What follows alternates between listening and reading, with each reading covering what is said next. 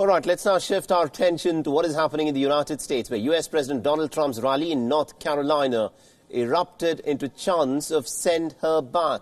Now, this, of course, was in reference to Congresswoman Ilhan Omar. Now, Donald Trump used the North Carolina campaign rally to attack Omar and 3 other Democratic Congresswomen, calling them as hate-filled extremists. Now, the group, which calls itself the Squad, includes Alexandria Ocasio-Cortez of New York, Ayanna Pressley of Massachusetts, Rashida Tlaib of Michigan, and Ilhan Omar of Minnesota.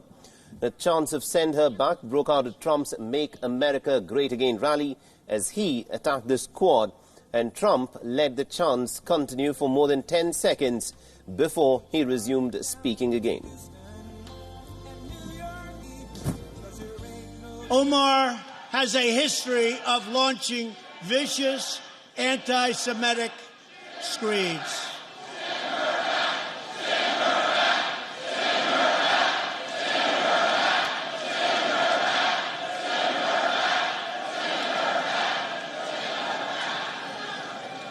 And she talked about the evil Israel, and it's all about the Benjamins. Not a good thing to say. So that's Omar. That's Omar.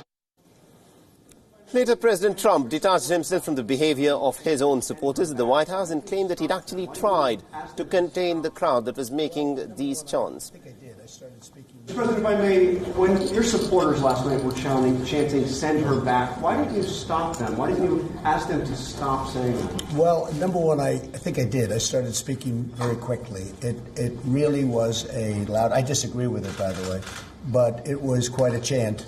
And I felt a little bit badly about it, but I will say this, I did, and I started speaking very quickly, but it started up rather fast, as you probably noticed. So you'll tell your supporters never to Well, say I would say that. I was not happy with it.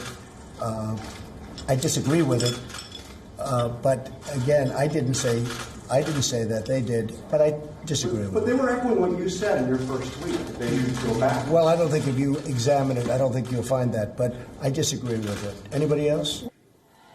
Meanwhile, the United States Democratic Congresswoman Ilhan Omar has been welcomed back to Minnesota as members of her district gathered to greet her, chanting, "Welcome back home."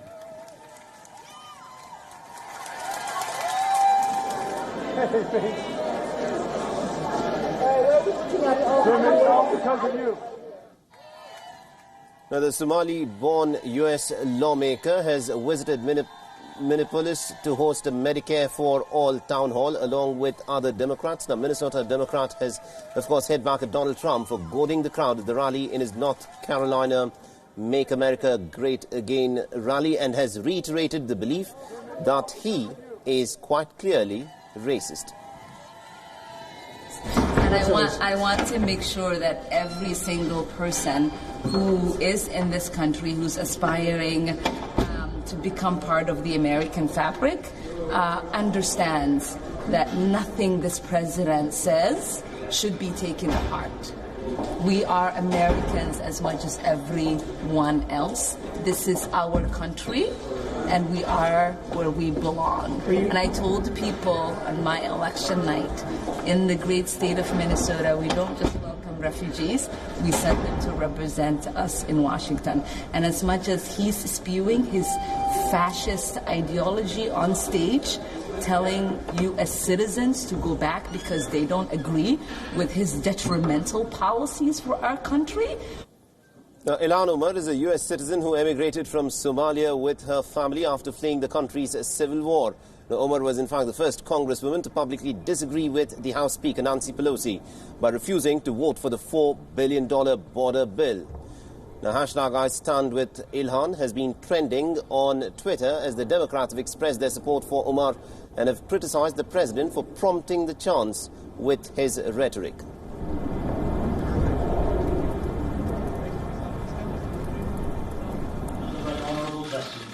Meanwhile, Canadian Prime Minister Justin Trudeau has reacted to the remarks that have been made by Donald Trump at his rally, calling it hurtful, wrong and unacceptable.